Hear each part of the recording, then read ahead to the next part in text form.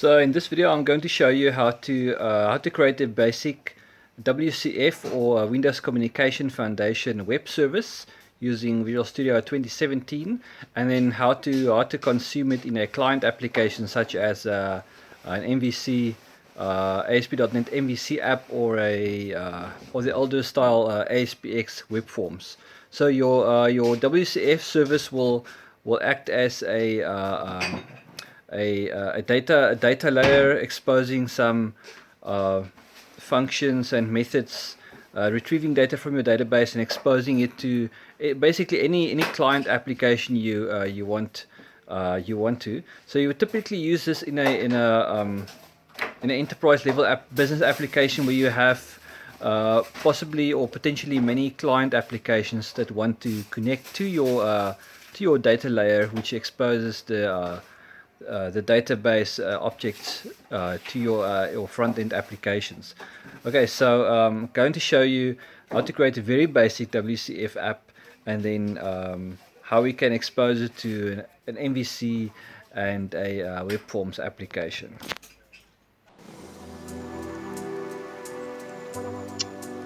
Okay, so this is basically the end result of the application. So for this example, it's a very basic example of a standard CRUD application: create, read, update, and delete. So for this scenario, we'll have line managers, and you can see you can select specific manager, and we'll show you the details. We'll show you the employees working under him. Okay, so you can also delete. So say we want to delete this one, test manager, delete, and disappear. You can also go edit, and you can edit some details here and go back. You can add a new manager. Okay, with whatever value you want. Okay, and you'll see that one doesn't have employees, so you can say add employee.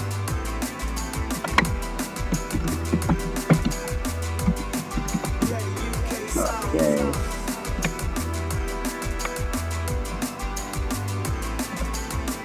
Add some dummy data here. Okay, so this is basically the end result. So it's nothing pretty and fancy, just for demonstration purposes and functionality. So we're not going to pay attention to the actual styling of the application and that.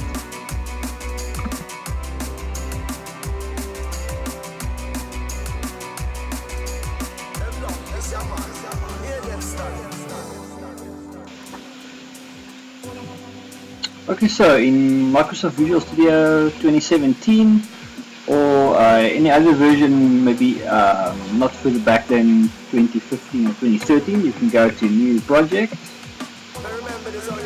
and in the Visual C# section you go to WCF, which is where the Windows Communication Foundation project template types are sitting.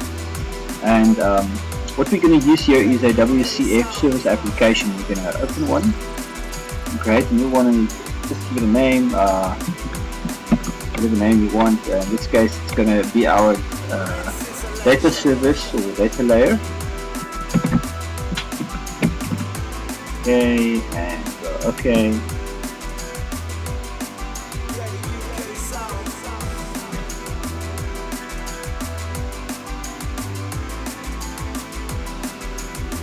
Yeah, right, so let's check the Solution Explorer out. So basically what it creates for you here by default is basically an iService1.cx file. Now this is your interface.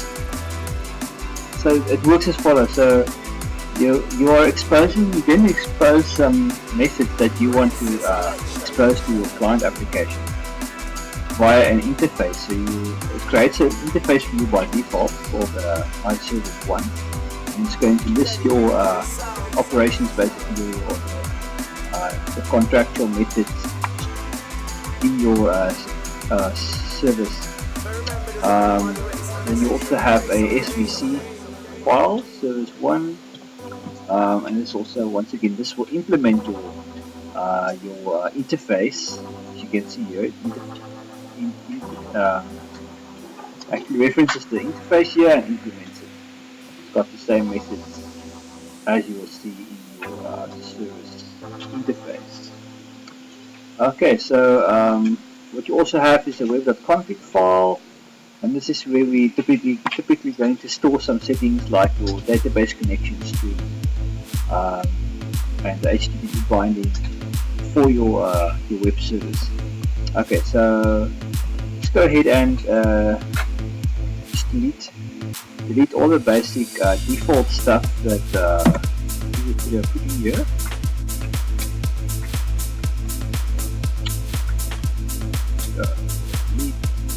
We're not going to use that, we're going to add our own method here.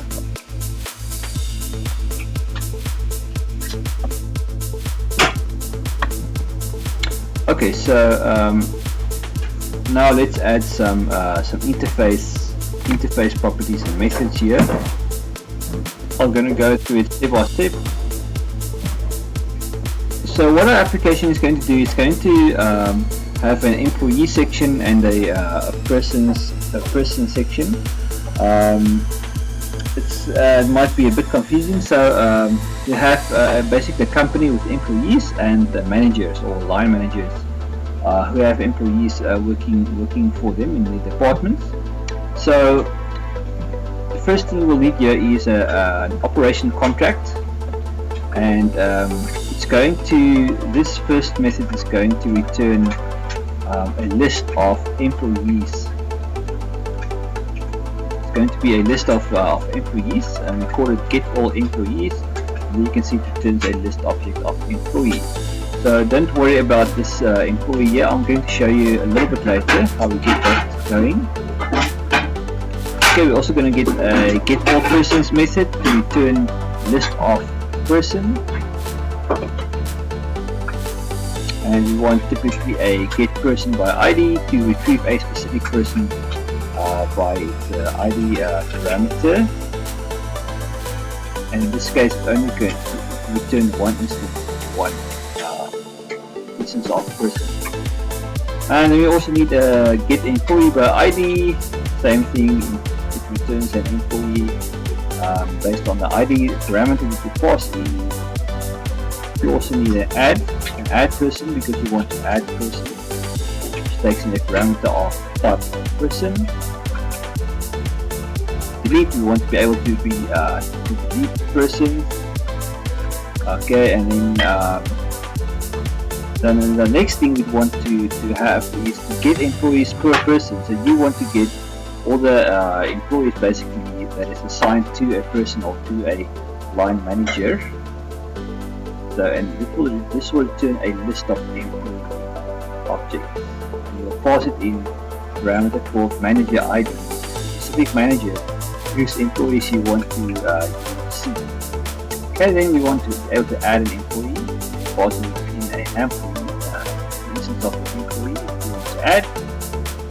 We also like to be able to save person, which in this case will be our manager. You can rename it to manager or line manager. I just use the generic person here, and then you're going to be able to save the employee and save any changes or editing or updating it. Okay, so here you can see is the actual class person and employee. Okay, which is what we're referring to in the parameter here. So let's go ahead and create a public class person. And we need to add this annotation here, data contract. This is just necessary to have this interface associated to a WCF service. Okay, and use the annotation data member for each property that you person class. Basically, you're going to have public person ID, just like this, get set. Okay, this is the basic way of declaring a property. Okay, it's going to have a last name, first name, and birth date. Okay, then the next class is employee, and the same thing, you can have employee ID, person ID, employee number, and employee date, and the terminated date.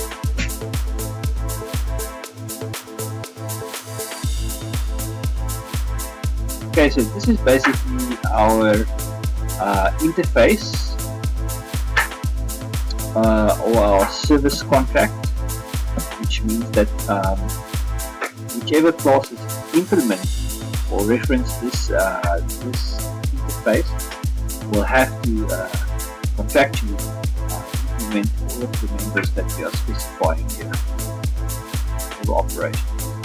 Okay, so this is just basically going to tell us that we need to be able to turn a list of all employees, turn a list of all persons, or line managers, or line managers. We also want to return a specific person based on the ID that you pass it in, as well as an employee based on the ID that you pass in. Adding a new person into the application or into the database, deleting one, okay, as well as returning all employees for a specific person or manager, adding employees, saving or updating them, individual person, also saving or updating individual employee. Okay, right, so that's our service interface.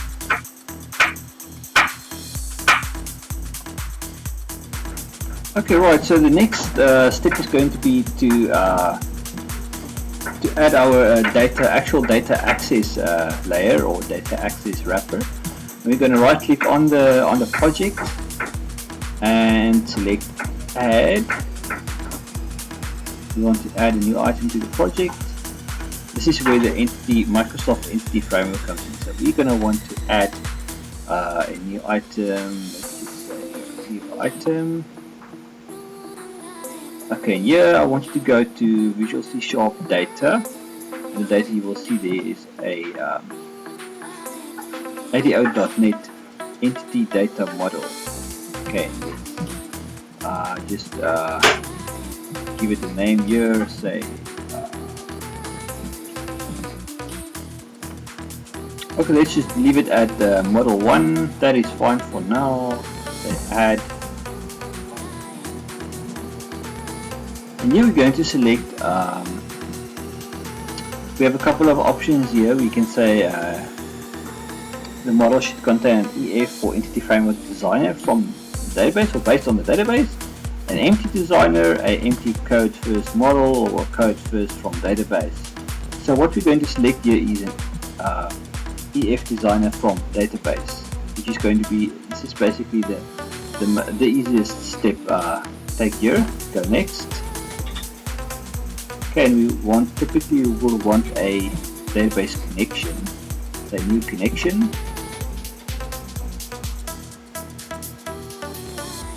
Okay, now you're going to put in your SQL Server name.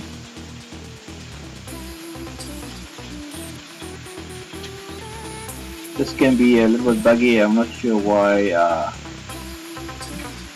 it doesn't bring up. I have a few servers, SQL servers running on this machine, but it only sees one. So let's just see what is the correct SQL server to look up here.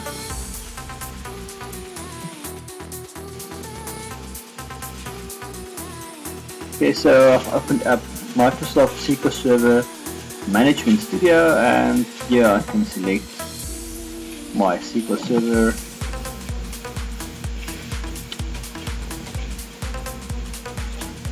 And here you can see my server name is as per the dialog box. So let's go and put in this name here. Okay, before that, databases.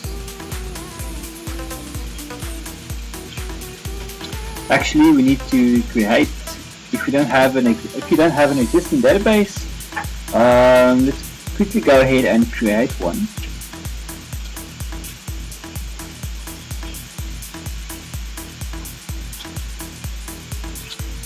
Okay, for instance, here I've got a employees database,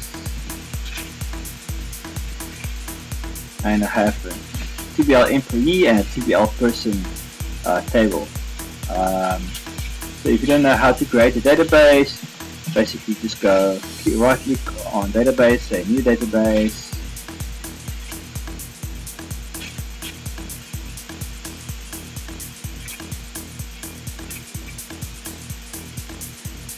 here and you put in your database name, employees, okay, and you'll click on OK, and you go and create a database for you. Now you go into tables. Okay, you're going to say new table.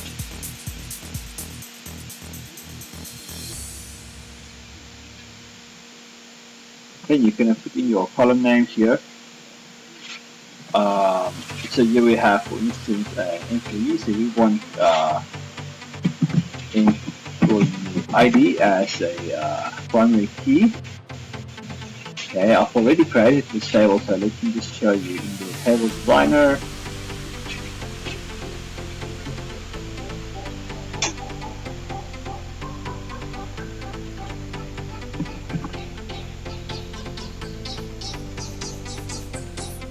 So we have employee ID, data type of int, it's going to store a number, data type or integer.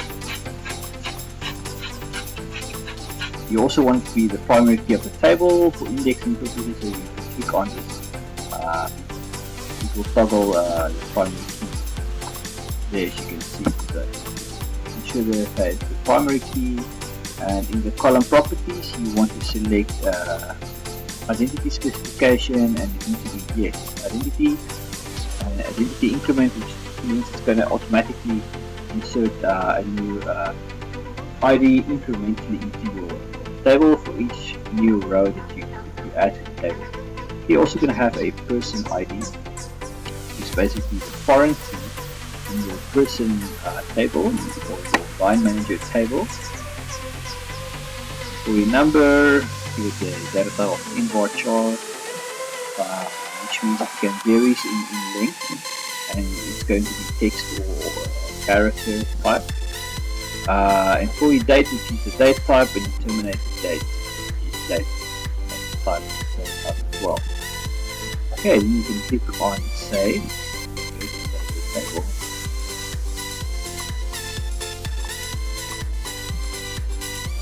Okay, and next we want to create a person table. Look at how a person table looks. It's got a person ID as the primary key, and the same thing, yeah, select identity specification, select yes. Okay, and leave the details there of 1. You're going to have a last name field here, first name, and a birth date. Okay, so once you have created your database and your tables, let's go ahead and add some data to the table. Click your top 200 rows, and just put in some okay. Sorry, my mistake. You must first go to the table, to the person table. Okay, so you create a couple of persons or line managers here. Give them the last names, first name, and the birth date. Okay, and we will finish. To show you how to do it. Let's say this. Your last name, first done. And first date of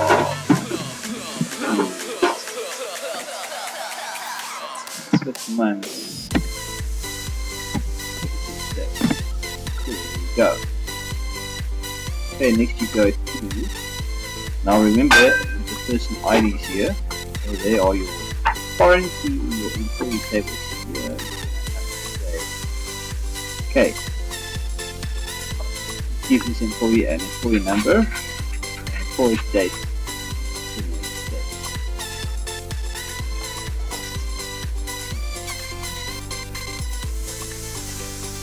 So we're also going to enter the person ID, one is for the person. This manager over here, okay, and so forth. You can give each of them a manager ID, a person ID.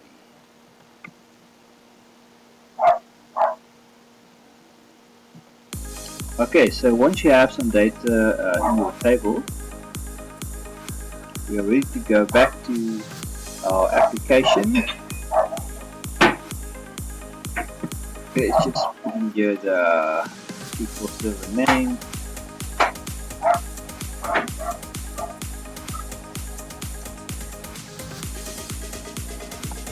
Select our database, test connection, see that, okay, bang, there we go. Okay, now it's coming up in your connection string to your database. You can give it a name, let's just call it employees entities for now, leave it at default, next. And we'll ask you if you have maybe more than one entity framework version installed. I'll just go for the latest one, framework 6. Next. Okay, leave the default settings here below, and here you're going to say you want all tables. Tables there.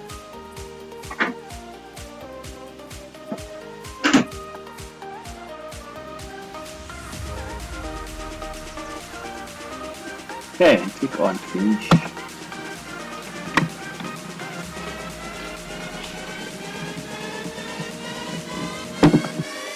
So then, as you can see here, after you've added the data model, the entity framework, just taken the person and the employee data tables and put them on a diagram here. So, and this is by default that what it does in the background. It takes your database objects like the tables and puts them into a diagram here in Visual Studio. So next we're going to see how to actually then access these tables and how to perform the CRUD operations for reading or pulling data from the database, creating new records, updating and deleting them. Okay, so the next step we're going to put in some code here to access the database objects, person and employee, or person you might as well name line manager. I just named it person because only as an afterthought I thought okay, we're going to make it like a line manager employee kind of application.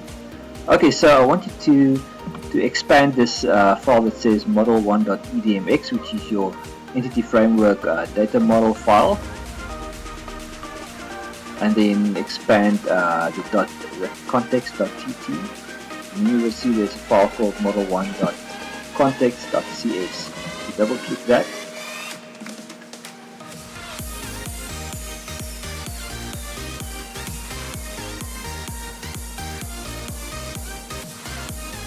okay, then it opens up this piece of code. This is auto-generated code from the template. Okay, so you will see here that it has a class or a partial class called employees entities, which is according to the name we gave it when we set up the connection to the database. And it will have here, I accidentally clicked the sysdiagrams table in SQL Server, so don't pay attention to that one. So importantly here is we have TBL employees and TBL persons, which is the two tables in your database that we're going to use here. So you will see here, this is a public virtual property. It has a getter and a setter. Okay, so it's a normal standard property, and it's of type TBL employee. If you right click on this,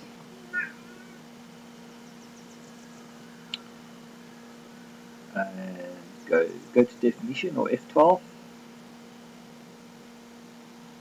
then it takes you to a class called TBL employee, and it will have the columns or the fields that you have in your table. Okay, so it will also have a TPL person property here, which means because it's a one-to-many relationship between a person object or a line manager in our case and an employee. One line manager can have. Okay, so this is all auto-generated code. We're only going to reference this code in our actual application. So next step I wanted to do is to create a folder in your project. Just right click on our project and click on add new folder. Let's call this repository. It's going to be our repository of business object. Okay, and here we're going to have we're going to add some classes. So right click and say add class. Let's call this first one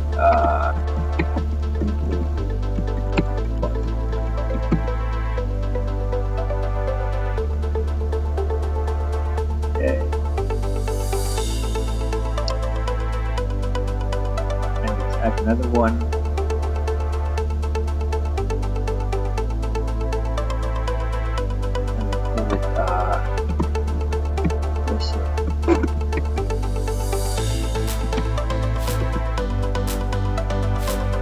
Or whatever you want to put it, manager line.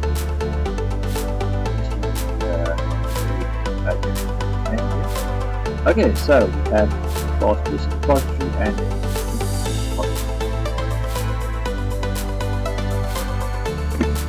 so basically what we want to create is all the functions and methods to access employee data.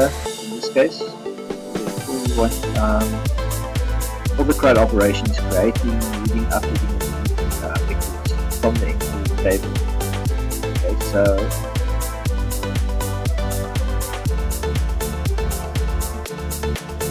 I'm just going to copy it here from the existing one I already created. I'll explain to you the code using here.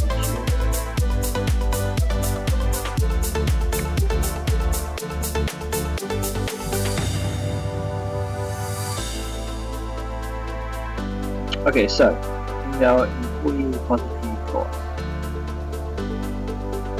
So first of all, we need to instantiate the data context. So you're going to type in here following: private employee entity.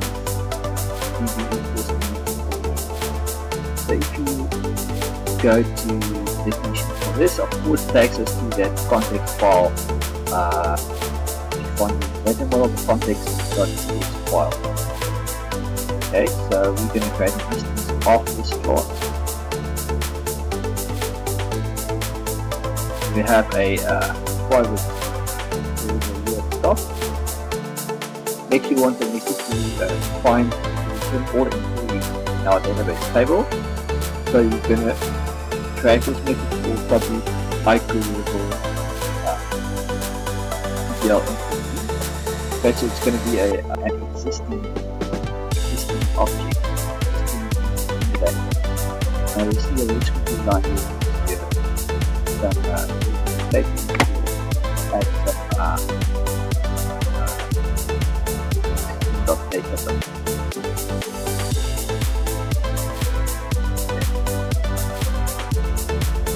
it means to simply reference data namespace on the page. Okay, so saying entity state is modified. So adding new object modified. In our case, we modified Apple and we call it new change. And that's it for our employee repository. That's for the CRUD operation. Next one we have person repository which we created, and it's going to be the same thing here.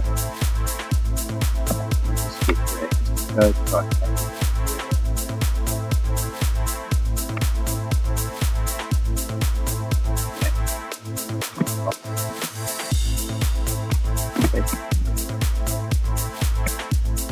Okay, so once again we have this of context object. Okay, and we want to have a method to return all persons, find all persons, exactly the same as with the employees one. Okay, and we're going to have get person by ID, passing ID to basic person object. Okay, we go the same as the employee one. Add, we have the same method, adding a person. There we go, save changes. Delete, pass in the specific person object that you want to delete. Okay, and here you can see we're using db.entry.person.state deleted through assigning it a deleted state.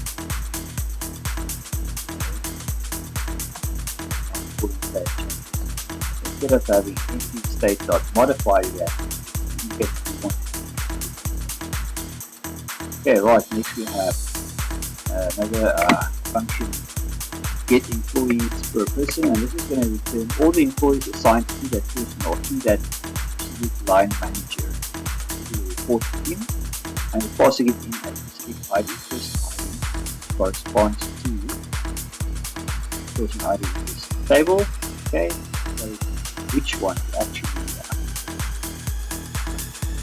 return, and we're going to have some link here. This is a basic link to the syntax. Return from employee in db.tbl employees, where employee.person ID is passed here. Order by employee ID, select employee. So this is the basic syntax you can use over and over.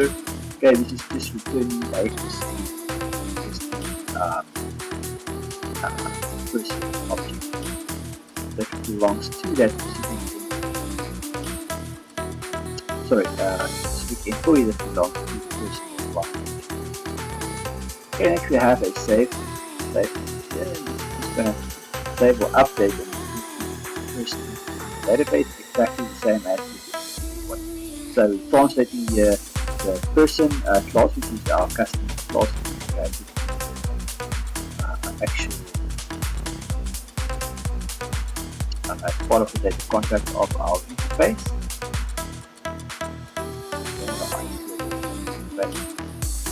Class person, passing this in from the application, web application, we assign translation value to the TBL person database object. Okay, and here just for today we have birthday. But the way we're building up birthday, we have it as a standard date on birthday. But we're passing it in creating a new date type object here, person.birthday here. Okay. This is following the format year, month, day. This is an easy way, kind of a foolproof way of ensuring that we're passing format, date format. Okay, once again we can say here we're making the empty state modified and state changes.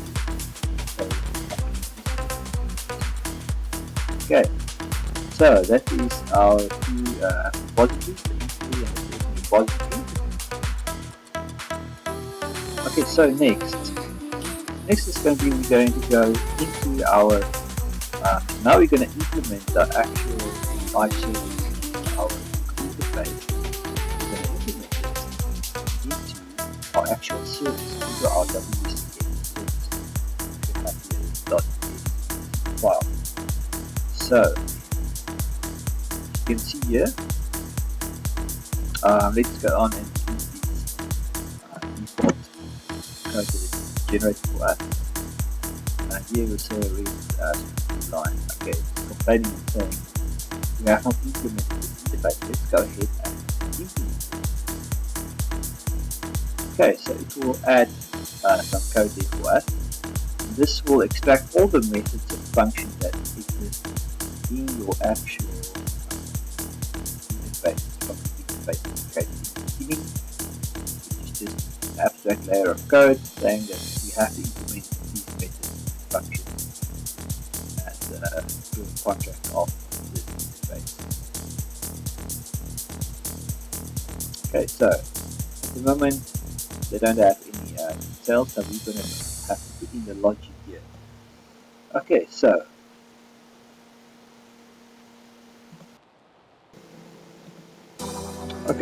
now let's add in some logic here. Let's first of all go to the get all employees function, which is going to return a list of employee objects. Let's put in some code here. Okay, now so list employees equals new list employees. So here we extension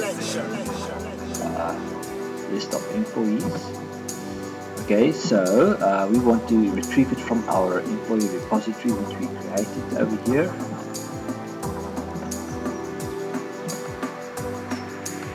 Okay, so let's import this by saying using WCF layer.repository. Okay, just to reference our repository. Okay, you see the red squiggly lines missing now gone. It's happy with this code. We're creating a new instance here of the repository. Okay, and then we're going to say we're going to use call the function in that repository called find all employees. Okay, so we're going to say employee repository object dot find all employees, which turn up in the table.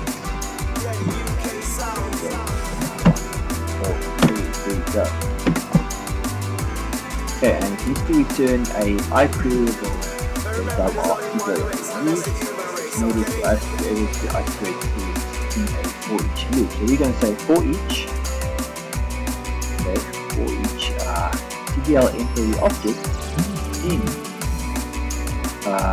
this iQueryable TBL instance, okay, it's going to loop through. So employees.add employees, which of course this list here you create here. Going to add it's going to add for each of each employee in this collection. So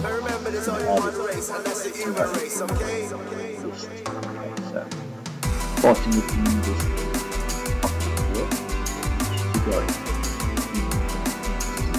okay, right, so now you notice here referencing a translate employee into referencing this method or function, okay, which we still have to now. This is of course to translate between this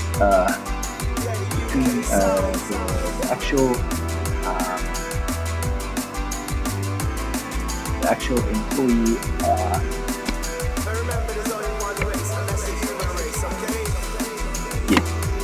between the TBL employee and the employee class which we created here. So the actual password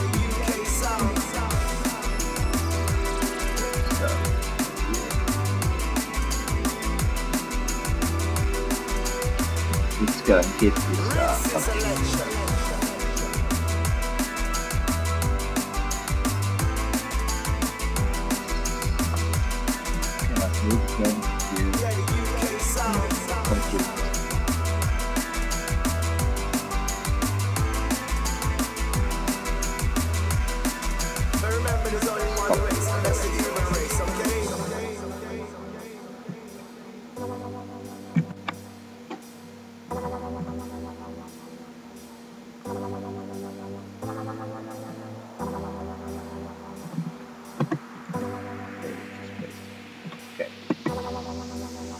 So here we have private employee. It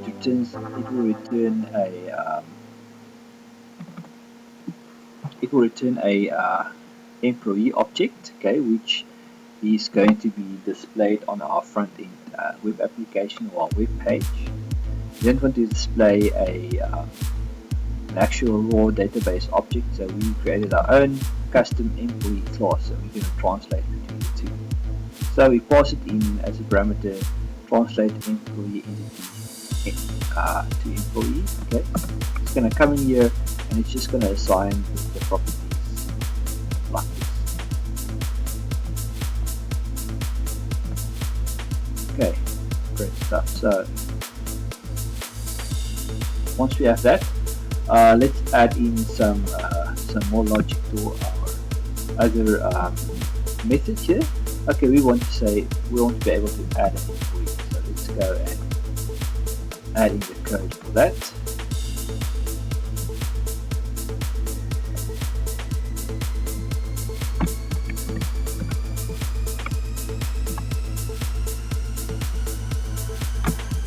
Okay, so we're saying public void add employee. So we want to add a new employee into our system, into our database. Employee repository, once again we instantiate a new object here, new instance. Okay, and we're saying tbl employee equals translate employee to employee. Now here we have to basically translate it back backwards, back again. So translating from the actual employee, custom employee class we created, which will be populated from our front-end web page. And we're going to translate it back to a TBL employee database object and we'll save it in the database. So now of course we need to go create this method.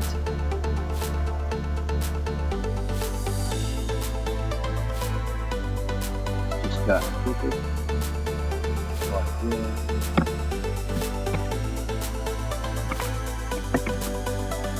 Okay, so here we go. So once we are able to translate, convert this into a database employee object, we can say use our employee repository.add method. This will add pass in the employee object and add it to the database.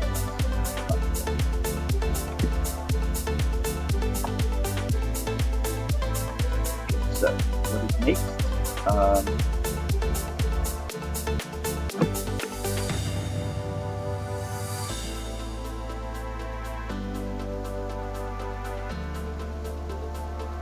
Let's finish up all the employee actions first. We also want to get an employee by ID, and we're going to do that.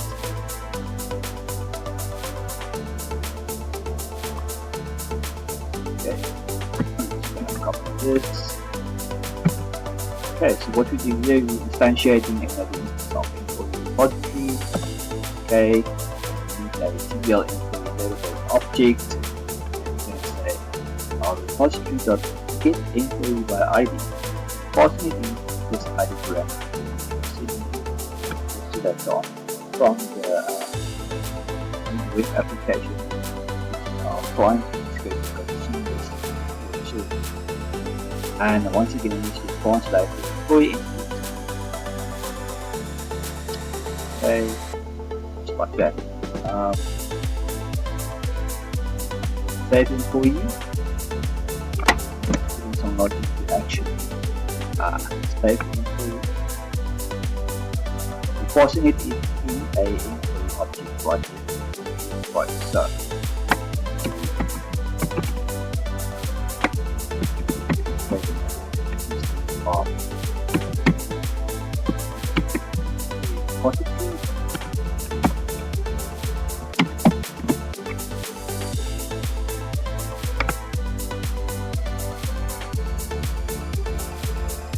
right, and what we want to do is actually send the employee object, send it into our employee repository and put it in code.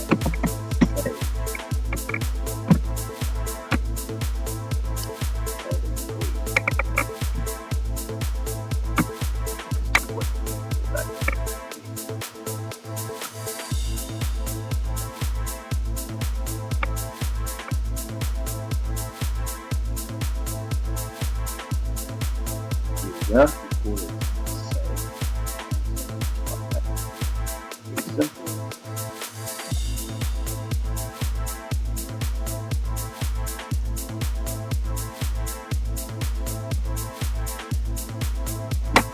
So let's provide that. Need to pass it in.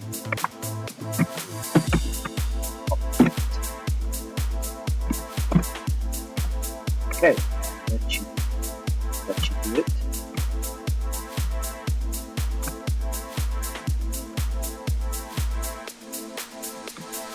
Okay, next.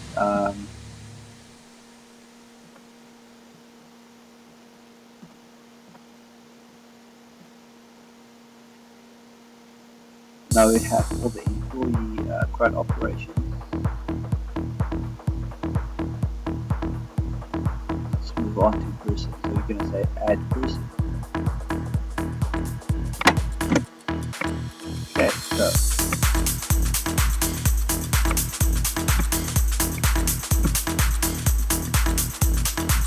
so we're going to create a instance of person project here. Say we have to translate the person to the person entity and some logic for that to type this method.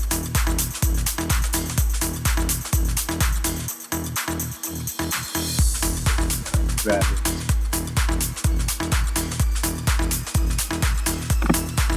That. So it's basically disconnect all the translate this method and pass it to the result of that into the repository.add. Go and add it to our database.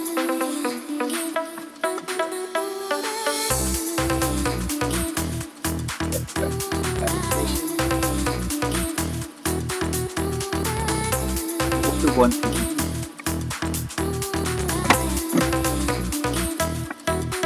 So we need our first repository.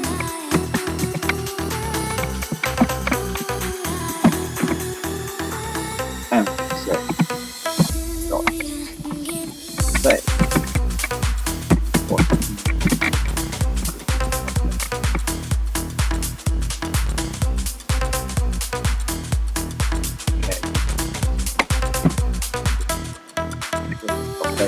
You have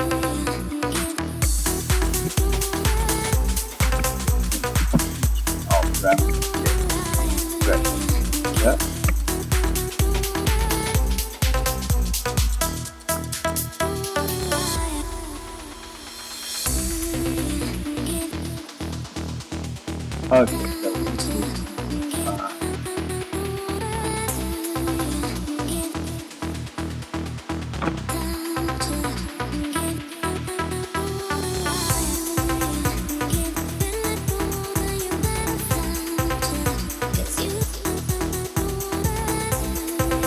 okay, so next one is Git.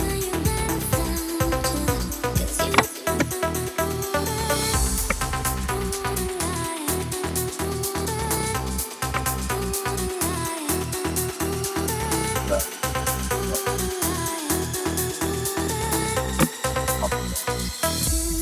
fine. So we're creating a list of persons here. We're taking repository instance. I query for person can pull the find of person method.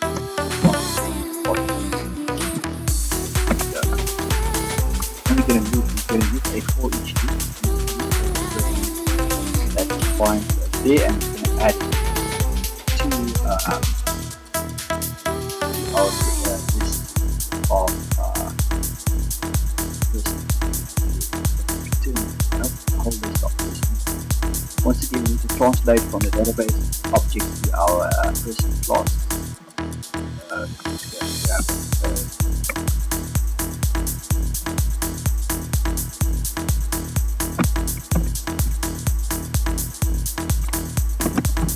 Okay, there we go.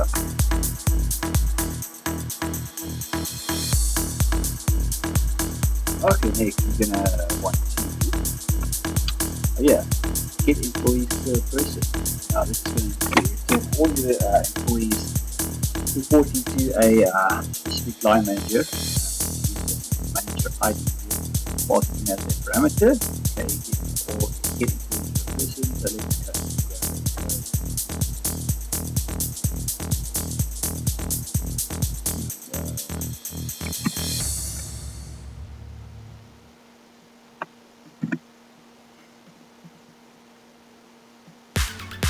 Okay, once again, we clear a list here of employees, new instance officers, and I create a list of employees. I'm gonna say,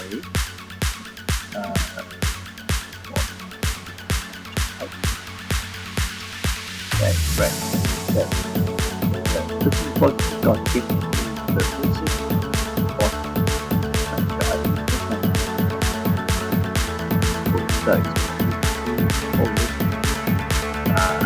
find the active here response state from the database in our source.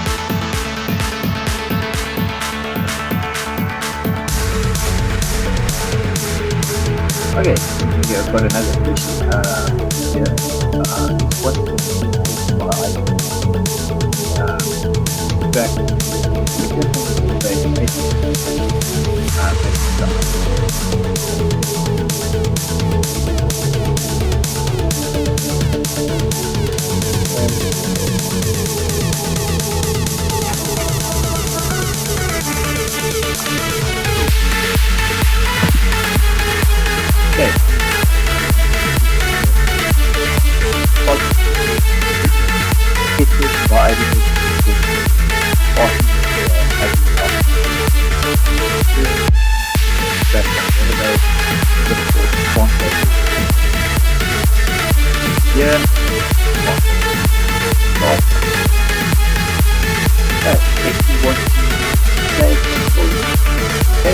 is that safe person is just the same thing here.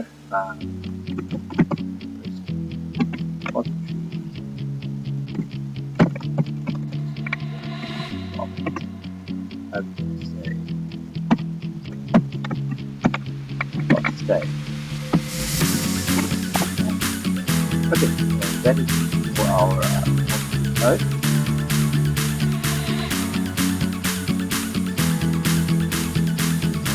You can either wherever you want, as you're following on your own machine, or pause your YouTube video and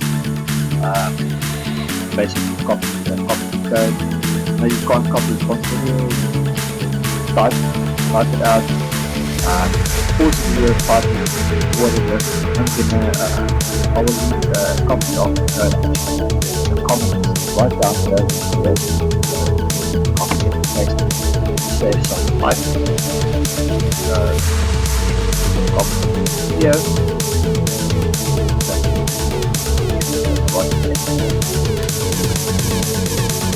Okay, so now what is this? So now we need to basically our service. It now has the database, data from the database, and the update data. So now we want to basically demonstrate how to use this client application like web application, HTTP or MVC Windows Forms application. This client limit could have the client data layer here. So let's go ahead and add another project here to the solution. We're going to say right click on this solution, add project, and we want to add a traditional ASP.NET Web Forms application. ASP.NET Web application is like that.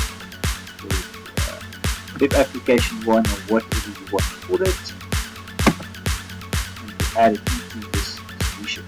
Here we're going to say click the Web Forms, the traditional Web Forms application. I'm going to show you a little bit later how to add MVC one as well. So we can do all the Web Forms and do MVC web application. So let's go to web forms now. These are the default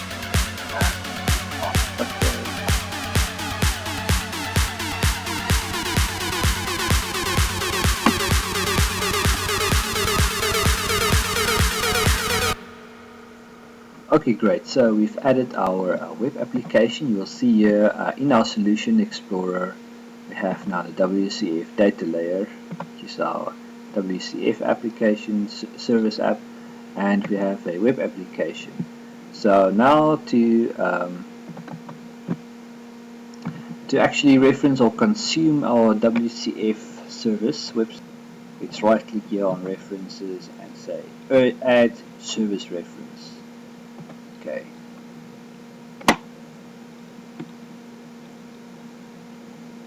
So when you click on add service reference, it brings up the add service reference dialog box, and you can simply click here on discover, and here it will bring up the service, the WCF service that you have in your solution.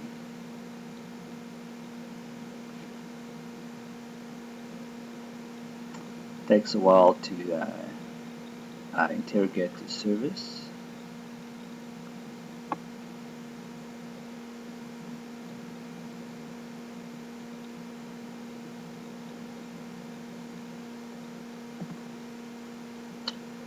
Okay, it has a bit of a problem here.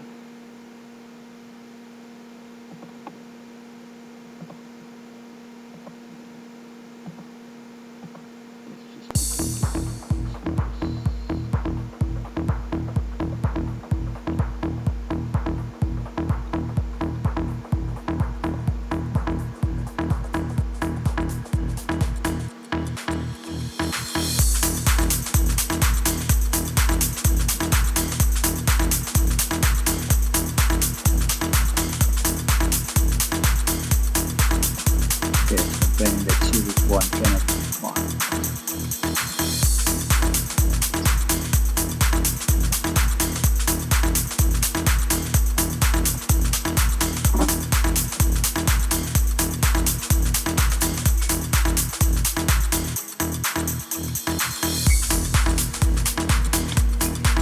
Okay, so let's have a look at the iService 1 interface. It probably didn't compile properly. Okay, that's why. Because it's got an extra bracket here. There we are. Rebuild it.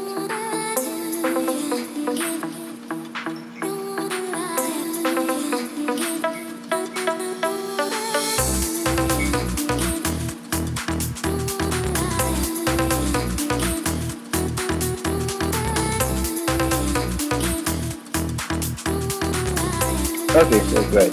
Compiled and built successfully. Let's go back to the web application.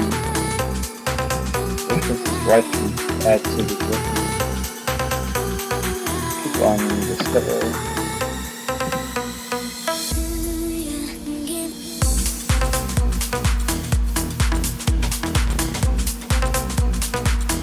So you can see it's now trying to contact the service. Okay, so this time it's working, and it's just do the name, the WCF Service. Okay.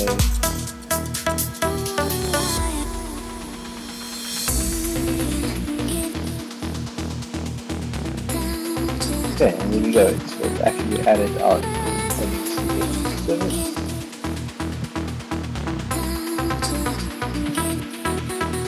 Okay, so next step is to go to our default OSX page, and basically just go and delete most of this stuff here inside of the content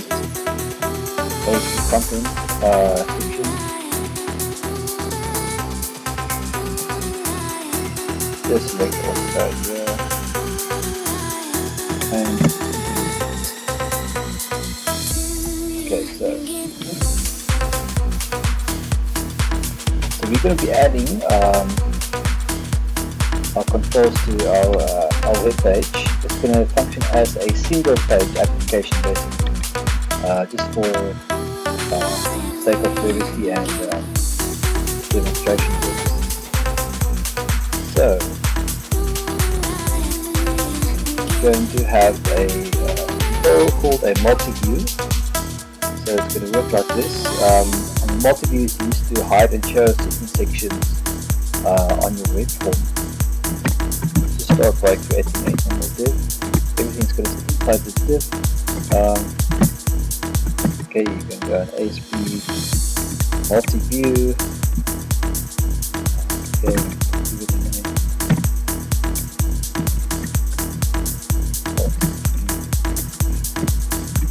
What? And always remember to specify the run at the server so that it knows it's the server side control. It's not running on the client side.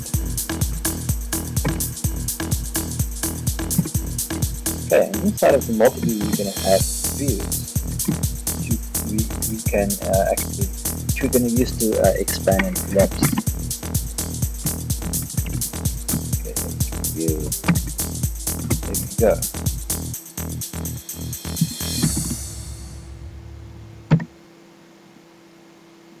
Okay, let's call this first one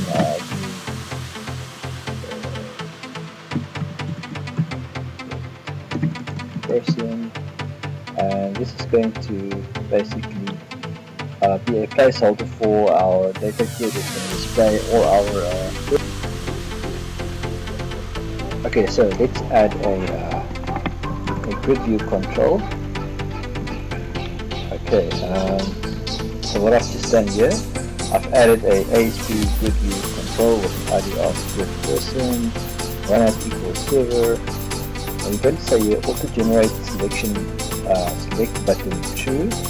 This is so that we can actually select the records. It's going to be a selectable data grid. If you want to be able to select a specific record and see the details of the employees associated with that record.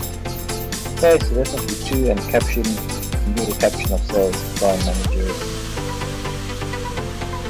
Alright, so next we will specify the onSelect index changed equals, and we give it a name. Now this is the event that's going to trigger, it's going to execute when you, every time you select a row inside your data grid.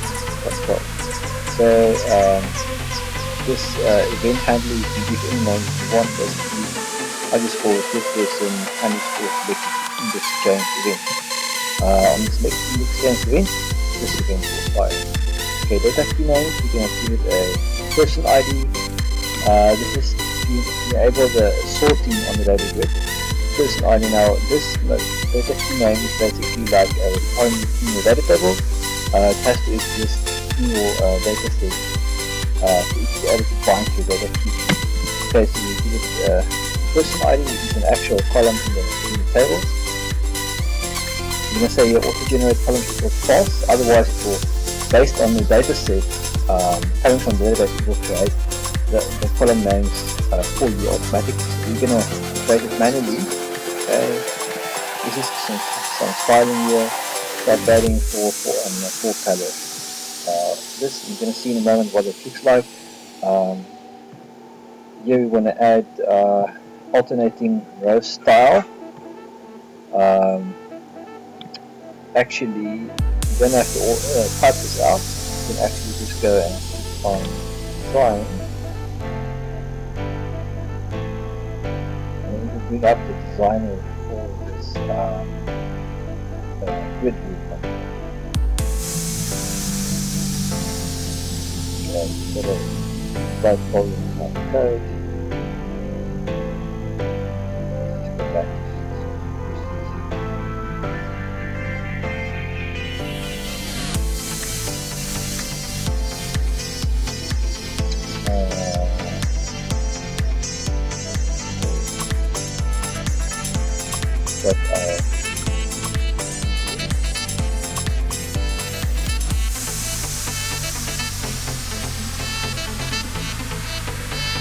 The AC grid view.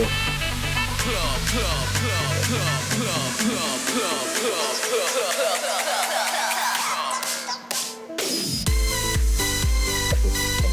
not view containing is gonna have to be but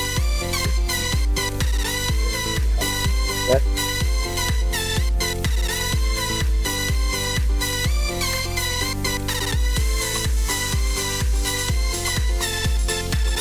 Okay, so this goes without looking before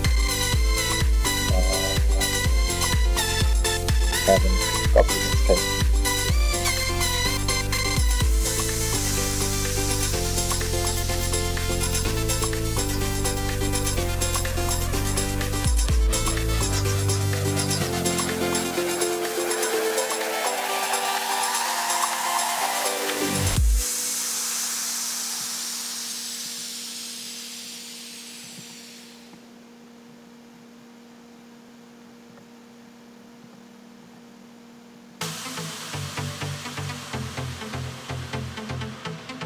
What containing that. Now this is very typical. You get in situations like this and you have to figure out where the code has gone wrong. Okay, so you have a multi-view, inside of this grid.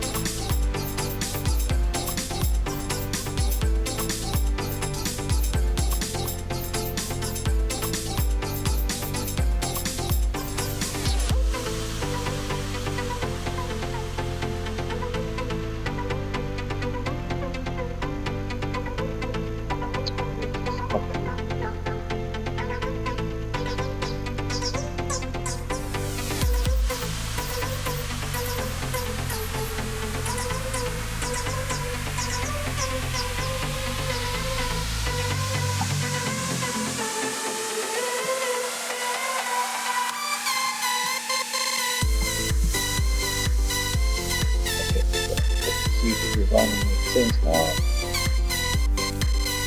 Here we go. So this is what I mean. So you can click on your grid. Maybe you can also drag and drop a grid control from the toolbar. If you want to do that, all the controls on the left side. So to do the styling, here you can go order format and you can click a style for your grid. And each one goes to fancy. Okay, so and that will generate also generate the scope supporting the those files and things like that. Okay, so let's look at the columns. So we're going to explicitly specify columns here. This one is going to be person ID. So you need to have this tag here ASP bound field data field equals person ID header text, and this is going to be the text on the header of the column. Then we're going to have last name, birth date. So columns, those are the columns. Okay, this is all the styling which you can actually do using the designer. If you click on design here, you can go to formatting as I've shown you, choose a style or theme to the grid and go edit columns as well. It's a little bit easier than typing code if you're not used to it. You can edit columns and edit columns. There you go. And you can add columns as this here. And then your design.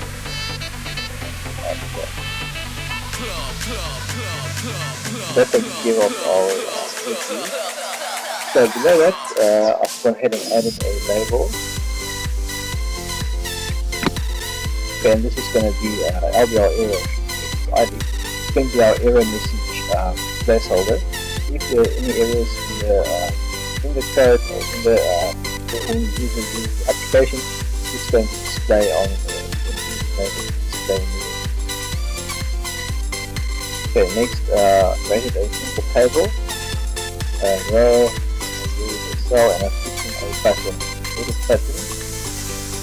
Okay, we need to press edit, and on click equals begin edit underscore. Now this refers to a event on the edit button, as well as an add button, okay, specifying the event, as well as a delete button.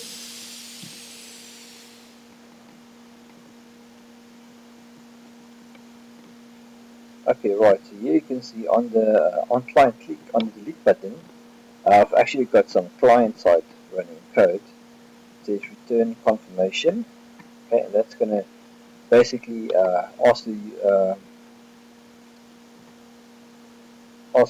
if he's sure he wants to delete the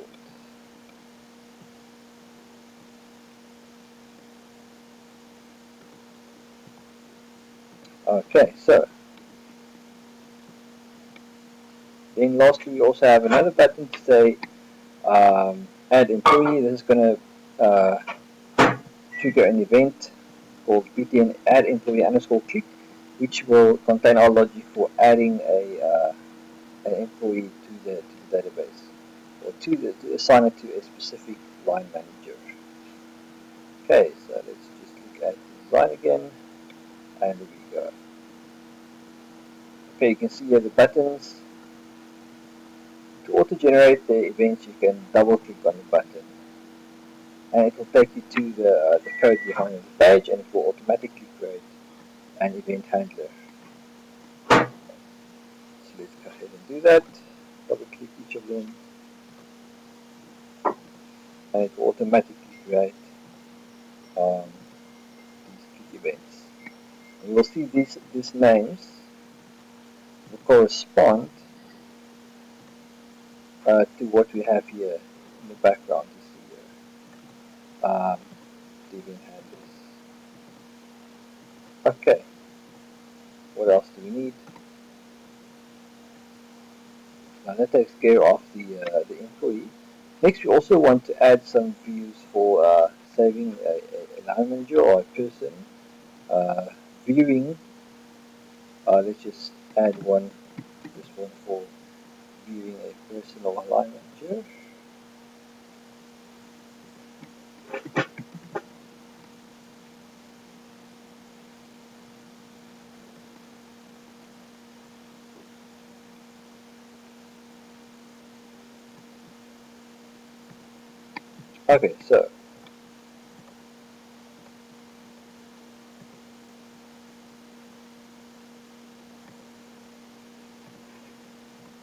Okay, so what we have here is another ASP view control. We call it view save person, and inside of it we have a panel.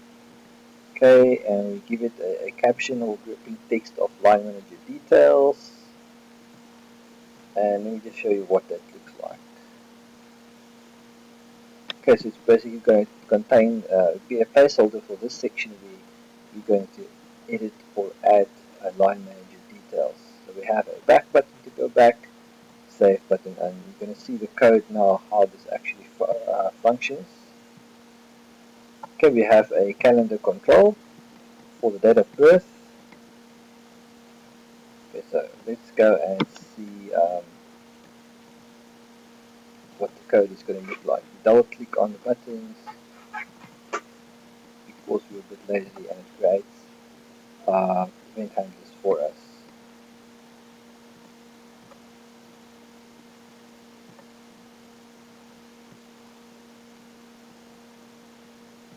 Okay,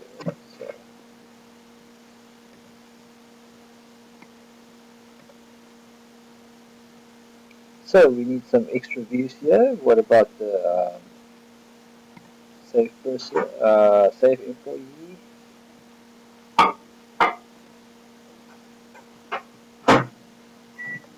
Okay, so we have here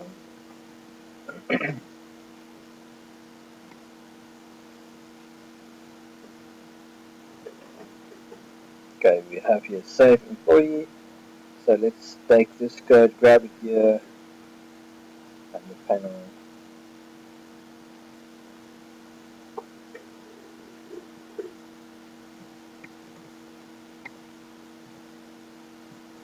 and we put it into our page right over here. So here we have another view called Save Employee.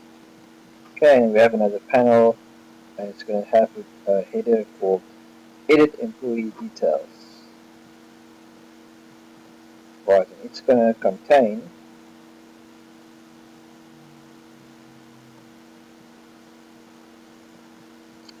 as well a back button, a save button, employee number, field here, text box and label, and two calendar controls here, one for the employee date and one for the terminated date.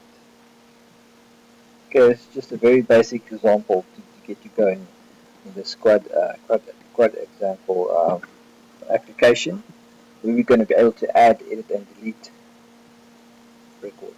So you can see here now we've got two views. We've got view save person, we have another view called save employee, and they're going to expand and collapse when we run this application. I'm going to show you how to do that. Okay, let's just add the event handlers.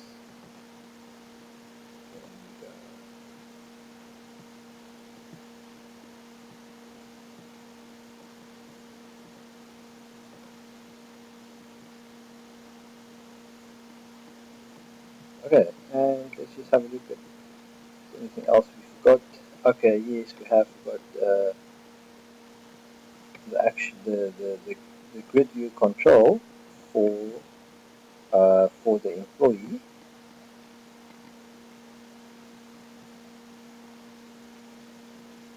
Okay, let's copy all of that. So you need to scroll down here, just below the closing tag for multi-view, and put your code in here. And what we put in here is the following.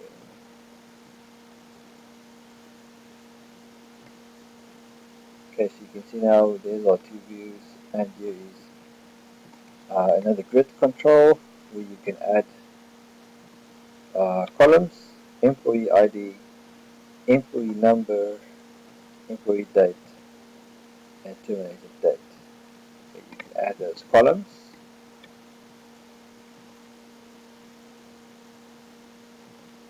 Okay, you can either add them in this designer or in the code behind in the ASPX code. Just be sure to give it a header text. And the data field is very important here. That tells you it's going to bind to which column in your data table. Okay, this is employee ID, employee number, going to bind to this data field, etc., etc. So if we go into the source view, this is what we have. You can add the columns here by typing it out like this. Okay, specifying the bound field, which is a data field, and what its actual name is. Header text will be the column header that the user will see. Okay, great stuff. So next, we're going to add the actual logic to get all of this working. So first of all, we're going to look at the load event, and this is going to initiate our page. It's going to load the initial data set to show the to populate the grid with line managers or persons, and it's going to work like this.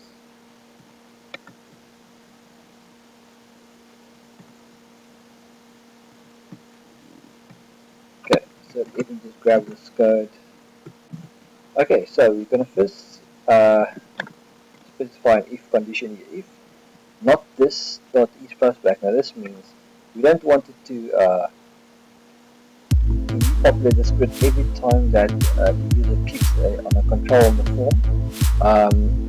We're not using Ajax here, so every time the user clicks on a button or a control on the form, it's going to trigger a post back and it's going to try and reload the page. So we don't want to every time make a call to the database to actually go fetch the data and control it fine every time the user does a click on the page. So it's only going to happen on the initial load of the page, but it's not posting back again. It's not posting back in the single one. So it's going to say list.multiview1.set active view to grid person. So by default we want, when it fires up, we want to select as the active view in the view grid person. It's going to show the environment. And here we're going to call a method called find grid person. It's going to contain the logic fetching the data from the database and find grid person. Let's go and run the code.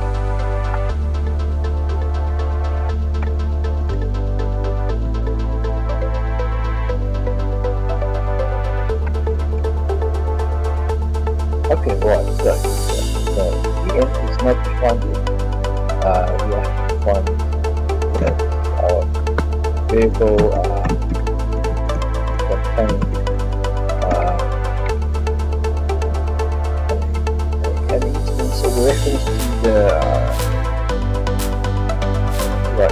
framework, so to our service. Here we are from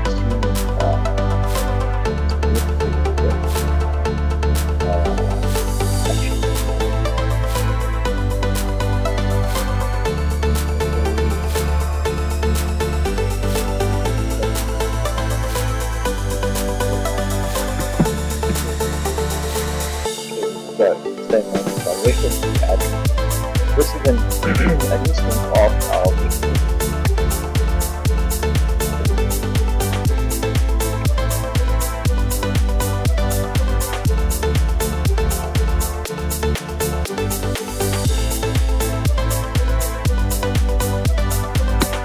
Okay, it's complaining about service line here.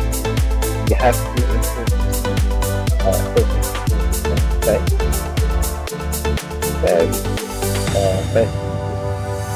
basically our one dot.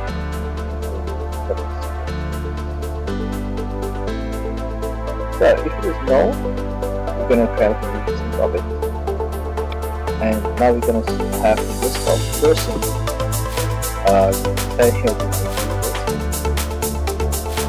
and we're going to call the GetAllPersons method.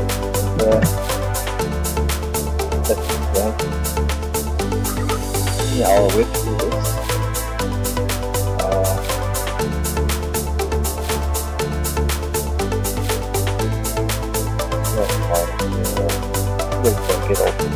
it's going to make it all.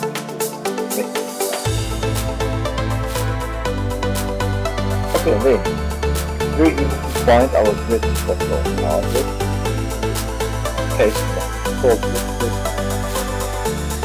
on our website. Here,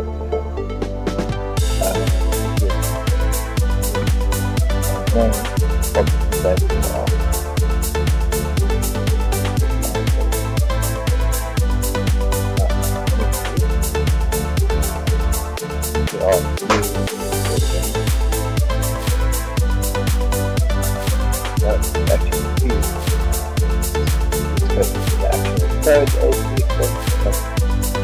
yeah, it's cool.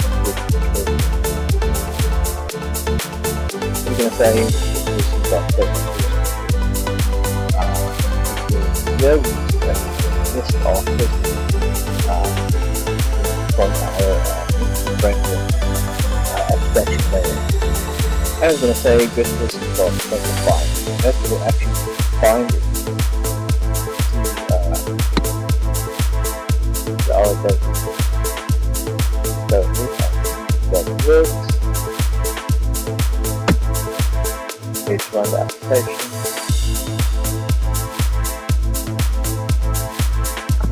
Just don't forget to okay, stop it first and right click on your default ASPX page and click a start page, so that your application knows which page to use as the startup page.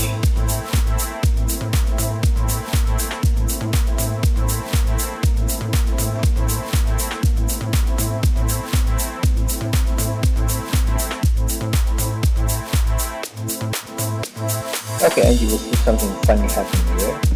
Obviously we have a problem, which is good because it's the only way you learn. So we forgot to do something, so let's just close this again. Stop our application. And what we forgot to do is to set our web application as startup project. So right click on it and select the set as startup project and then run it again. Otherwise it's going to fire up your WCF web service. So now we have the web application as our startup project, and let's see if it comes up.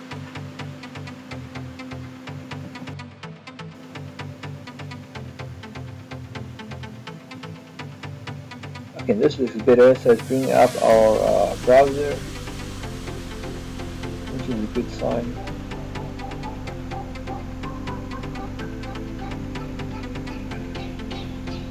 Okay, and we have a compilation error in the page.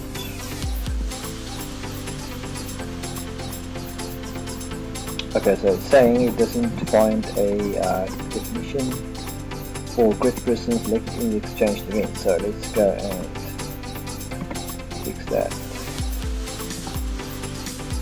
Let's just stop it there. Let's go and get some more code here. Okay, here we go. Grid person select change event. Let's copy that.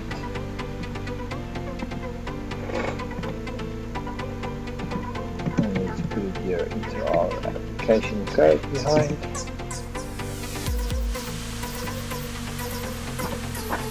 So, now this is of course our select index change event, which we have referenced in here on the control, and we want it to fire every time the user clicks or selects a record in the grid view. And every time we do this, we set the error label to visibility to false. Okay, so because we're not displaying an error message, we're only going to set to true if we run into an error. Okay, so we were saying we're declaring a variable of type int, and we're parsing it using the parse method to make sure that it's an int. And we're saying that the list of grid person, which is our grid view control dot selected value dot string, it's going to contain our ID,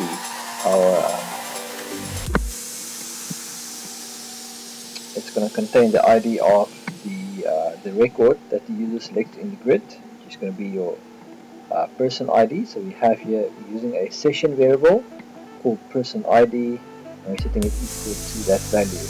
Now session variable is like a global variable, and its scope is session wide. For this session in the browser, it's like a globally available variable value that you can use and refer to. So we're going to say if it's not equals to null, so if it is actually something that the user selected in the grid, we're going to call a method called bind GetEmployees. Okay, and that's going to, the reason we want this to happen is to have our, each time the user clicks on a person in the grid or a line manager, it's going to, we want to show also the associated employees for that manager. Okay, so let's go and grab that code, that method.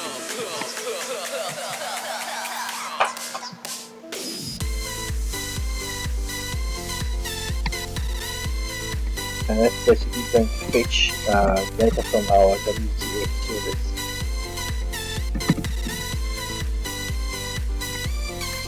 Okay, so we're creating once more a new instance of our service. With service client, we want a list of employees, and we're going to say here on our web service dot get employees per person method. For that function, we're going to pass in to take a person ID. It takes the person ID parameter or manager ID parameter. Okay.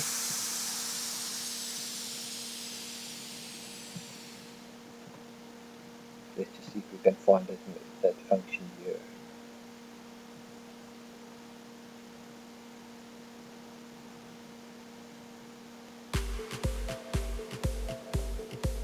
Okay, get employees purpose, and that one. This is in our web service. So we're going to call that query method, that function. And we pass it in that exact value that the user selected in the grid control.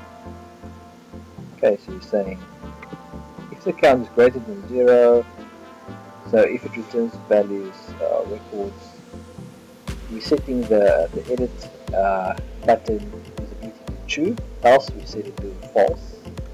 Okay, and this is so that we can enable the user to edit that specific employee if he wants to. Okay. So we're saying grid employee equals true. We make the grid visible. We bind it to our data source, which is the list of employees we grab here from the web service, and we call the data bind method here on our grid. Okay, and that should bind it to our grid control. So let's run that and see what we get. Okay, so once again we hit an error. It's complaining about some code that's missing. Our calendar on selected changed event. Let's just close this and go and create all of our events. Remember on our ASPX page here, we added some various controls, buttons, and we have a calendar control, which is one of them. Okay, which is this one over here, ASP calendar.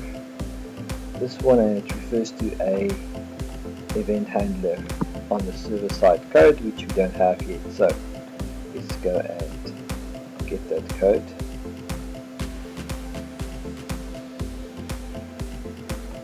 And here we go.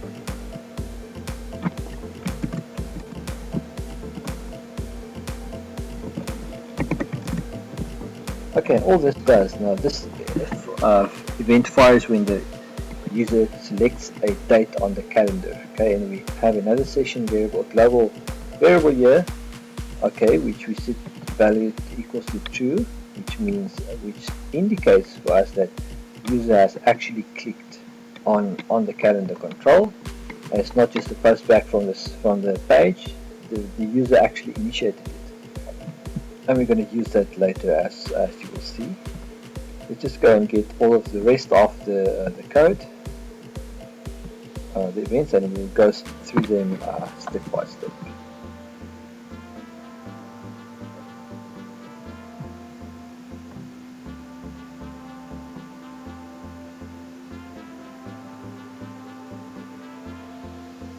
Now, for your convenience, I'm going to take all of this code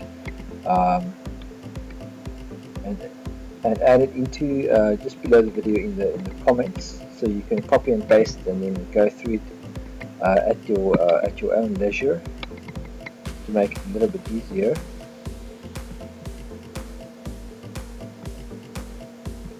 Let's just put all of this code in here.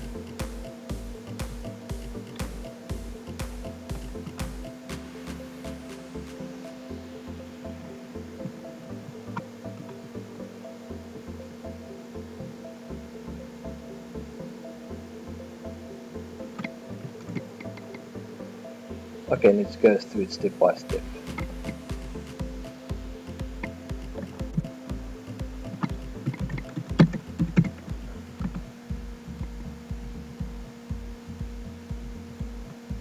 Okay, so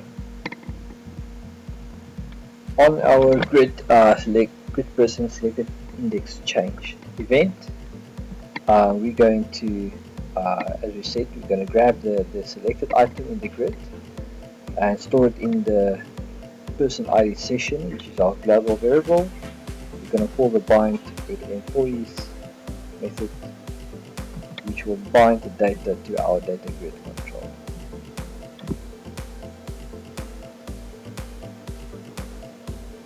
Okay, and the same thing goes for the grid person selected changed event for our grid that shows the line managers, the persons. does the exact same code, except for he is getting the person ID and binding the employees associated to that line manager. Okay, and if we go and look at that code, here we have it. We are getting a new instance of our web service, WCF Web Service, and we're getting a list of employees using the GetEmployees per person method in our web service. Okay, passing it in a person ID, and it will return a set of data. Based on that, we're looking at the count of this group. If the count is greater than 0, it's a valid selection and there are employees associated to that line manager. It's going to set the edit button to true, else it will set it to false. Okay, we're going to bind it to the data source and say data bind on the group.result.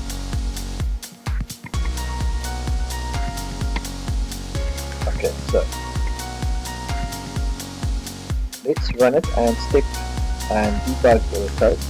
I'm going to put a breakpoint on each of the events, and it's going to demonstrate how it works, how the logic behind it works. But basically what you've seen up to now is how to actually consume your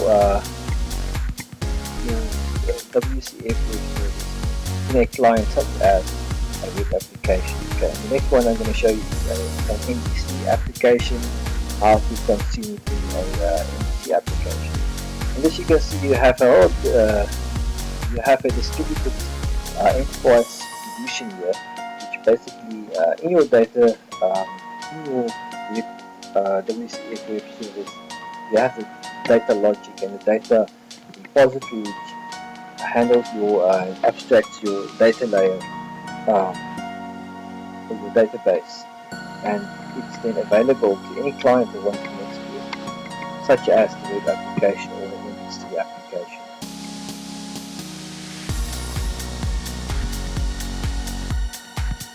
Okay, so let's just all our breakpoints. Code.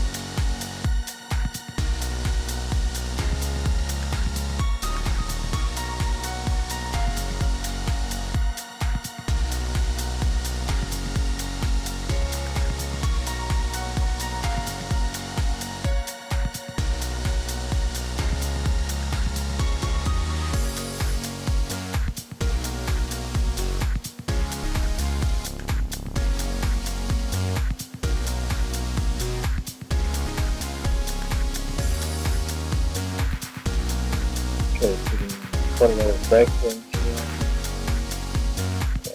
Okay,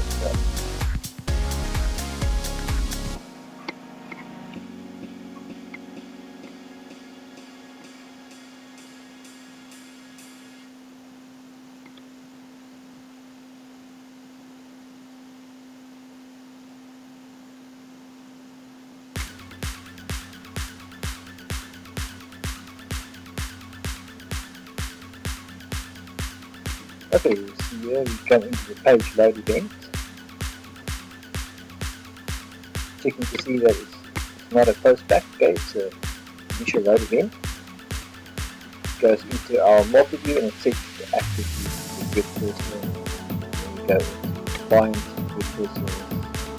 Okay, here we go into the actual logic that gets data from the web WCF service. Find the video account service.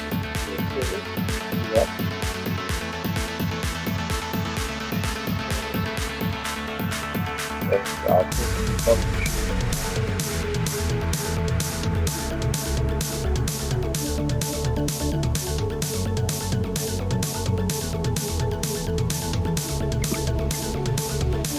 Okay, and here we go for each and we can use all of the alignment in our service document.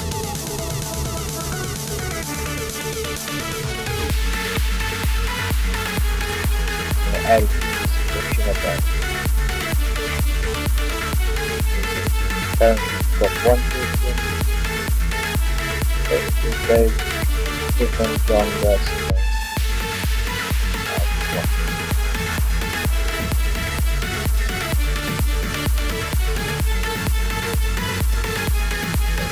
I don't know. Okay, getting a timed out error because we're going a little bit slowly. Let's just let it run through. Okay, refresh it there. Okay.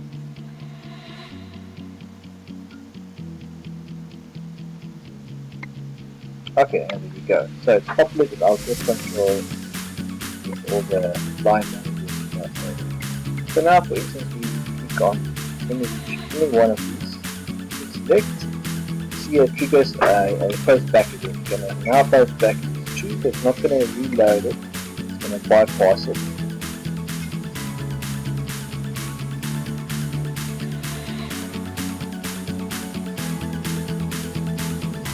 Okay, and this is where it's actually going to populate the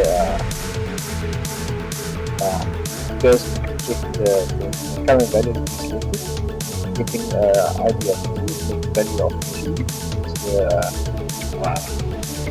person ID. And now we're going to find with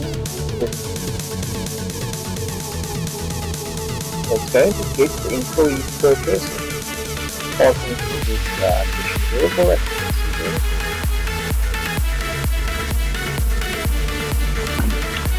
Okay, so we fetch the data from the database, and in our employee list of employees, we have a count of 3, as you can see.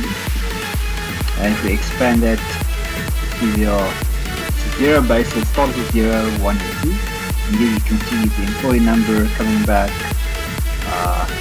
person ID, all of the fields from the database, and we get the second one at index number 1. Okay, so you can see we're getting 3 employees back.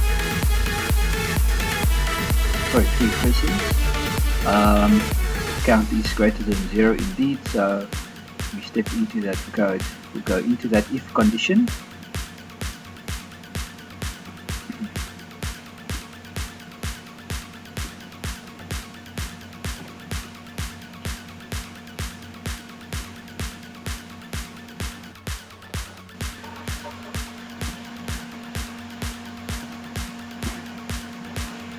Okay, so and it steps in here, the count is more than 0, and we set the visibility to true for our edit button.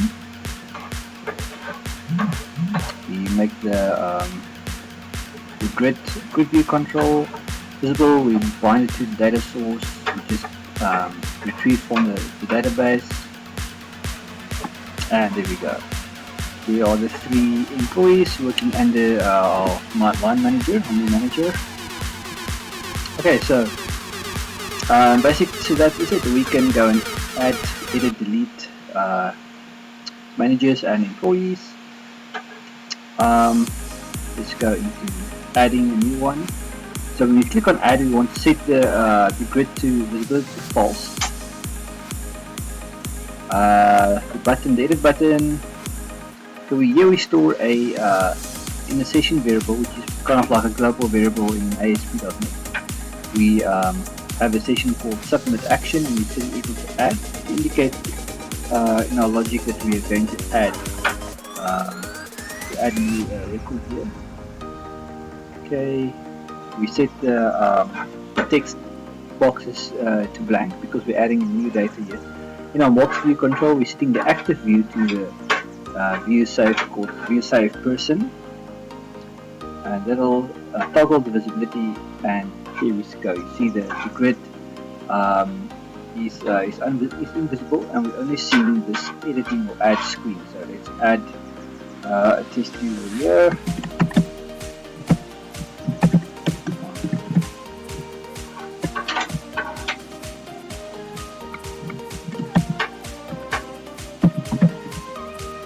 Okay, we choose date here and go.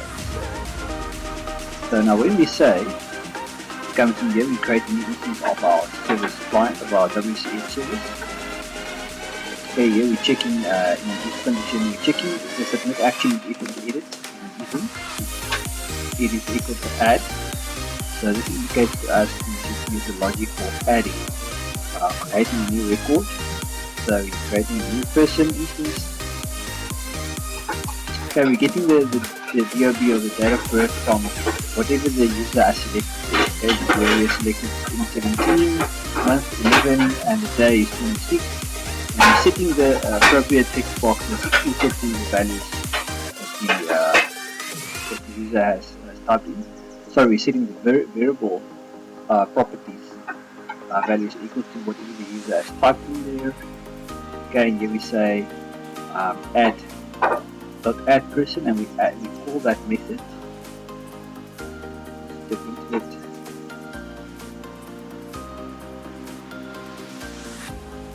Okay, this should take us into the actual code of our service. Here you can see we are in the service, in the WCF service now. Create a new instance of the person repository. Import the method which translates the person to a person entity to save it into the database. Go on add. Okay, it goes into the add code here. Okay, here it actually adds that person object. You can see if you expand it, it's got property characteristic function values and all dd.save changes. That's save the database.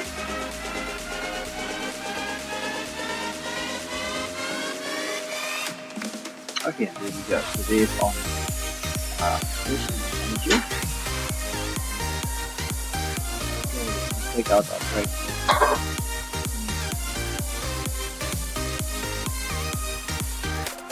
Okay, got no information under the moment. But add, and it will bring up. It will get into the add event. That button. Set the values once again to empty, so we can add new information. Set the current grid employee, grid view control false. Toggle the multi-view to enable the visibility of view save employee view, which is going to do the following. It will enable visibility and bring it up and make the grid view on the previous screen invisible. So here we can add dummy information. Okay, and click on save. Now when we click on save, okay, we check here what did we set the session variable to. It's an add operation, so we are adding a new information here.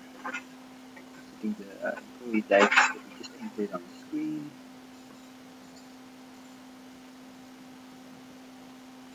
Just checking if there's no null value. Okay, setting the person ID value.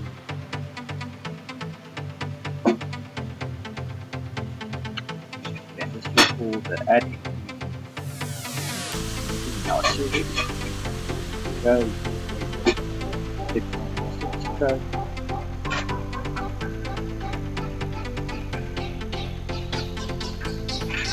And we have added this. Okay, great. The next step is going to be to show you actually how to consume this WCF Web Service, another client application. So what is done is we have our WCF application, Web Service. We've consumed it so far in a web application, additional ASPX code, ASP.NET Web Forms application. Now we also want to showcase how do we consume this in another type of application, another client, and we're going to use MVC for this purposes. Let me show you how to consume this web service in an MVC application. Okay, so let's go ahead and see how that works. Okay, so in order to add a new client, you can right click on your solution and go to the add new item, new project.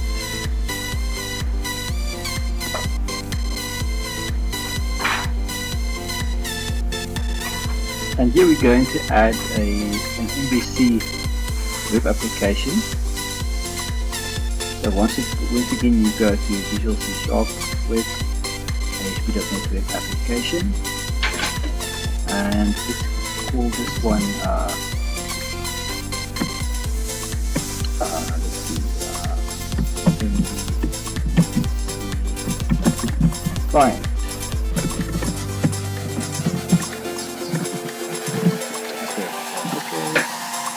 And now in the next dialog box, it's going to give us a choice, of course, again to select the kind of web application, and we have some choices here. Empty, web forms. Remember the web forms one we created this previously, which is the traditional ASP.NET Web Forms application. Okay, then we have here MVC, and for this we're going to select the MVC template. And no web forms, so just choose MVC, and you can leave all the rest of the default settings and go OK. So by default, when you add an MVC application, or you create one, it will create some default code for you, and you can see in a moment what that looks like.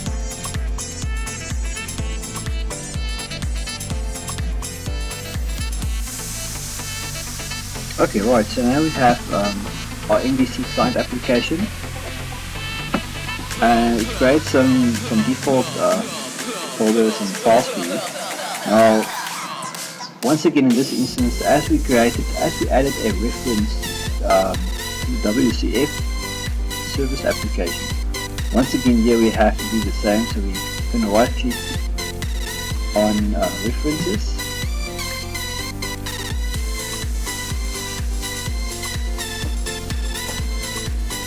and select their add service reference,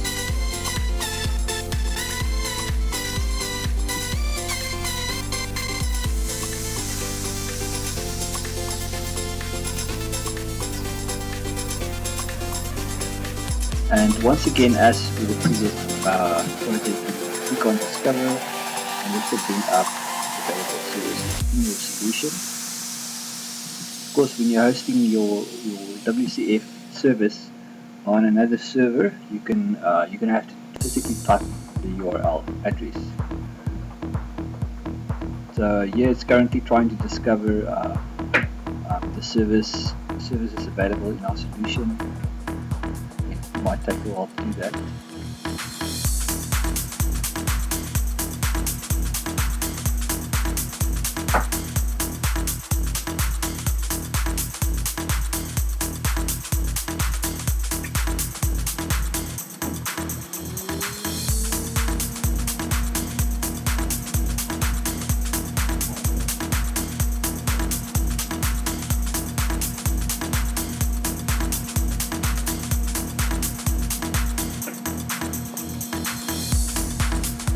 Okay, you can see here it created a node here called Connected Services, and under that is our employee maintenance client.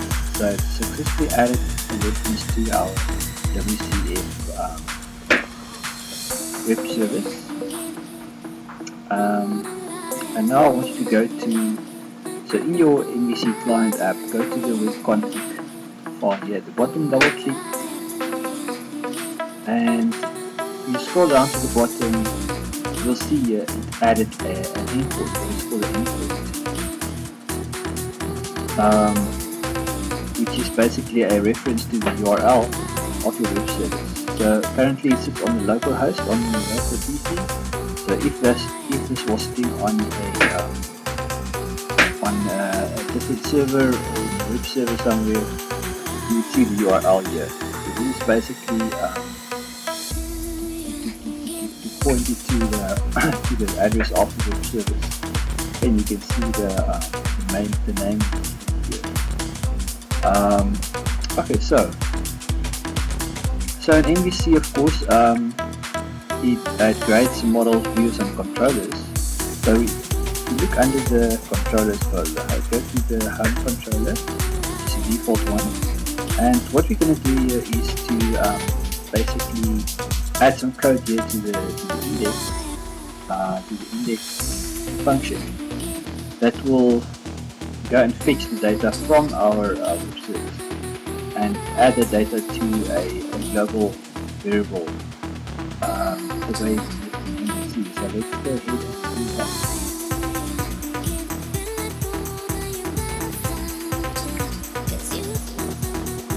Okay, so I'm just going to paste the code in here to save some time. So basically what you do is you create once again a global reference to your service, your web service. Okay, and so in this action result index function, now this is a default, it's almost like a load event. It requires you to open up the MVC application. You go to the home screen or the home view, it will run this index function. By default it will run this. So let's just add some user settings. You see that's the problem with service one client. Let's say using MVC client.mvc maintenance client. We added here user statements.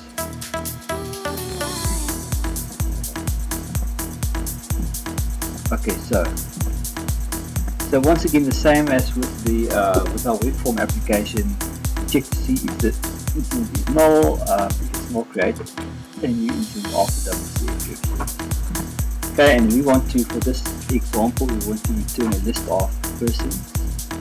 So here a new list of type person.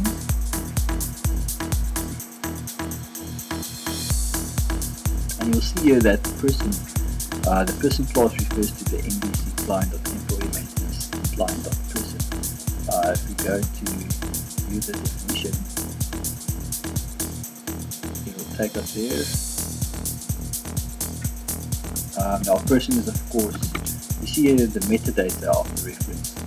Okay, and this is, of course, in your WCF Web Service in the person class, which has been created, which we created in our service. Let's just go to that,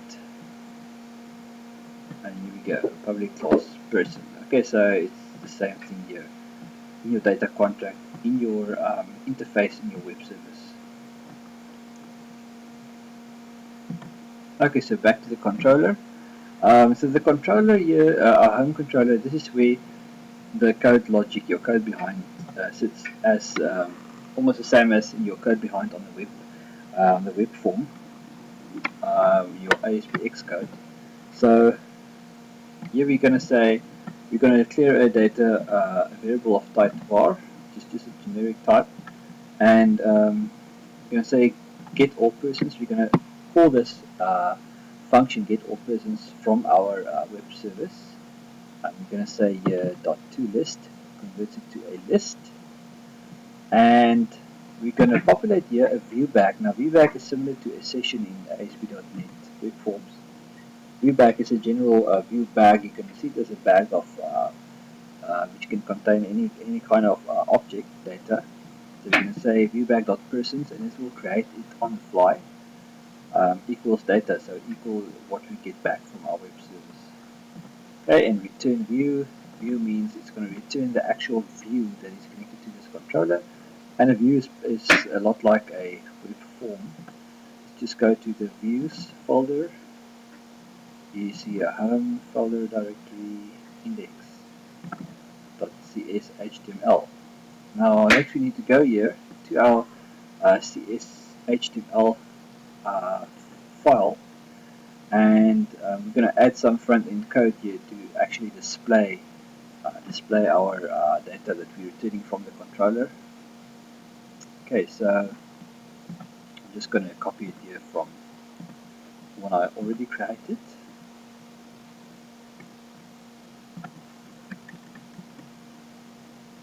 Okay, so let's just do this.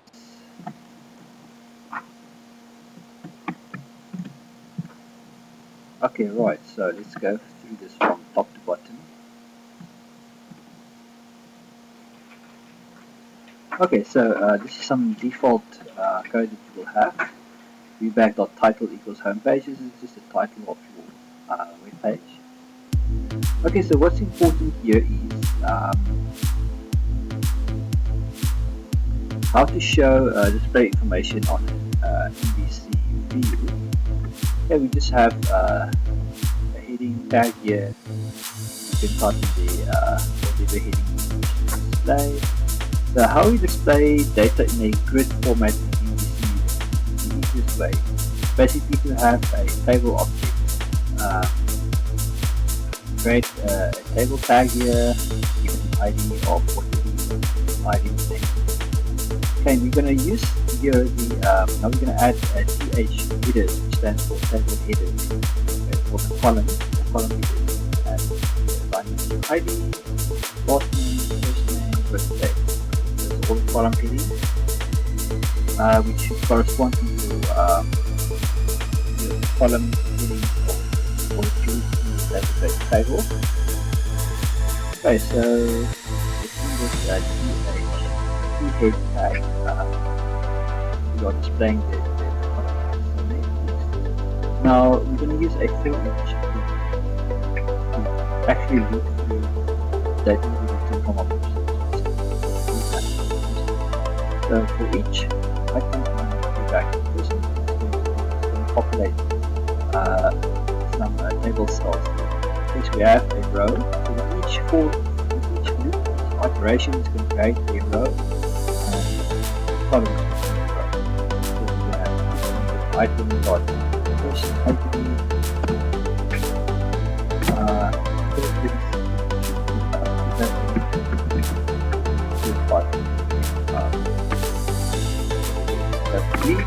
okay, and it's last name, first name, row.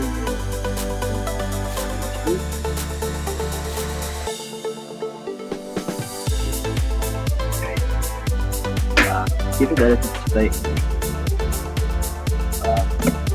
you just want to copy and paste the code step by step as we go into I'm going to leave you a link down below this video in the description box. A link to GitHub repository. The source code for this entire solution of code here. So I'm going to post the GitHub and you can just press download. Okay, so this is what we need for now. We can display a simple grid in this application. So now the next thing we need to do here, of course now we've got more than one project solution. It's previously we used the web application as a startup project. We test see how MVC has. Right click on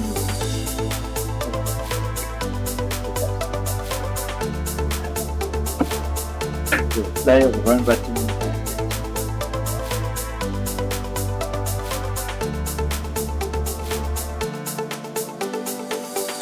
Okay, so our MVC web application is firing up here, opening the browser.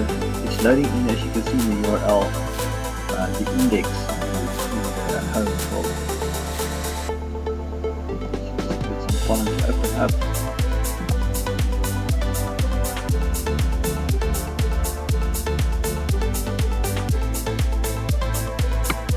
Okay, and this is what it looks like. It's very simple for this purpose. You can see here, this is our grid displaying the data that it pulls in from the web service. Okay, and this is very basic. In a follow-up video, I will show you how then to create a CRUD operation or an editable, updatable grid in MVC. But for now, this is just to show you that you can consume your web service from basically any client application like ASP.NET Web Forms app or MVC app for that. So there you go.